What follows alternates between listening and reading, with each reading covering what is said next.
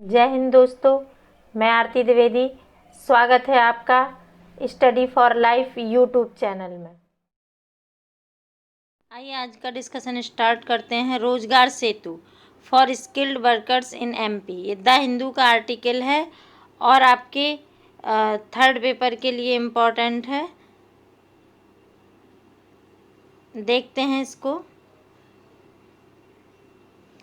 हाल ही में मध्य प्रदेश सरकार द्वारा राज्य में देश के अन्य हिस्सों से लौटे कुशल श्रमिकों को रोजगार के अवसर प्रदान कराने हेतु रोजगार सेतु योजना की घोषणा की। किन्हें? जो विभिन्न हिस्सों से लौटे श्रमिक हैं उनके लिए।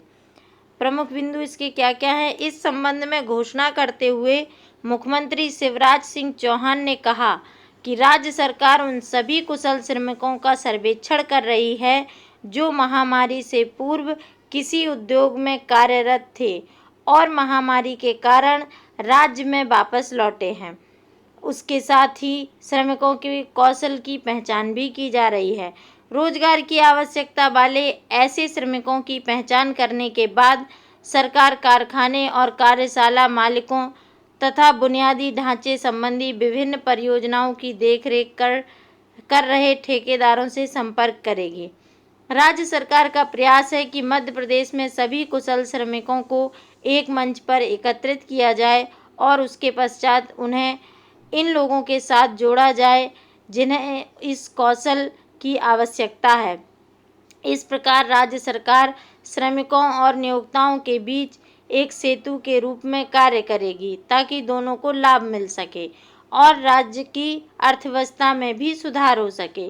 क्या महत्व होगा इसका? राज्य सरकार का यह निर्णय मध्य प्रदेश के उद्योगों के लिए श्रम शक्ति की आवश्यकता को पूरा करने के साथ साथ कोरोना वायरस महामारी के दौरान श्रमिकों को रोजगार भी प्रदान करेगा। प्रवासी संकट की चुनौती। भारत में अंतर राज्य प्रवासियों का कोई आधिकारिक आंकड़ा नहीं है, किंतु 2011 की जनगणना एनएसएसओ के सर्वेक्षण और आर्थिक सर्वेक्षण पर आधारित अनुमानों के अनुसार देश में कुल 65 मिलियन अंतर्राज्यीय प्रवासी हैं, जिनमें से 33% प्रवासी श्रमिक हैं।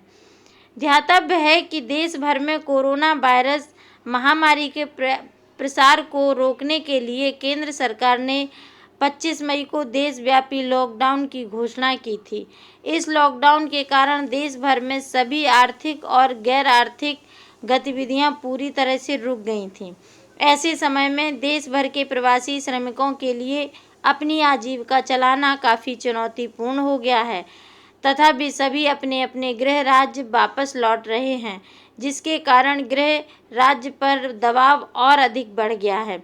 एक अनुमान के अनुसार मध्य प्रदेश में इस लॉकडाउन अवधि के दौरान 1 मिलियन प्रवासी श्रमिक वापस लौटेंगे। हालांकि राज्य सरकार के आधिकारिक आंकड़ों के अनुसार अब तक 5 लाख से अधिक प्रवासी श्रमिकों को राज्य में वापस लाया जा चुका है। ये सभी राज्यों की समस्या है, खास तौर से जो गरीब राज्य हैं जैसे बिहार है, यूपी है, मध्य प्रदेश है, राजस्थान है, इन सभी की समस्या है प्रवासी श्रमिकों की और राज्यों को मिलकर तथा अपने अपने स्तर पर इस पर ध्यान देना चाहिए।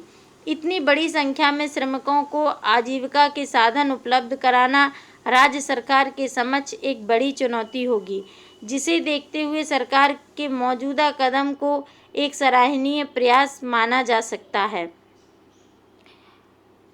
भूगोल का जो मैप वाला आपका टॉपिक है उसे देख लेते हैं। क्या था इसमें? आज इंडिया का मैप स्टार्ट कर रहे हैं, तो देखिए इंडिया के मैप में पहले तो नॉर्थ और साउथ और ईस्ट और वेस्ट, इसकी लंबाई चौड़ाई देख लेते हैं। तो नॉर्थ से साउथ तक 3214 किलोमीटर की लंबाई है और चौड़ाई इसकी 2933 किलोमीटर है। ये राजहर क्रीक से लेकर बांगलू तक है। सर्वप्रथम सूर्योदय यहीं बांगलू में होता है और नॉर्थ में ये सब सबसे ऊपर बिंदु कौन सा है? इंदिरा कॉल है, जो इस समय पीओके में है। सर्वोच्च बिंदु लिखा है, सर्वोच्च का मतलब है सबसे उत्तरतम बिंदु है, ये सबसे उत्तर में है। सर्वोच्च लिख दिया है, ऊंचा नहीं है, उत्तर में है। और ये केप कैमोरन तक इसकी लंबाई है। सबसे दक्षिणतम बिंदु इंदिरा पॉइंट है, जो अंडमान निकोबार में है। क्रीक किसे कहते हैं? तो देखिए, ये इस तरह का जो निशान है, जो ये क्रीक कहलाता है।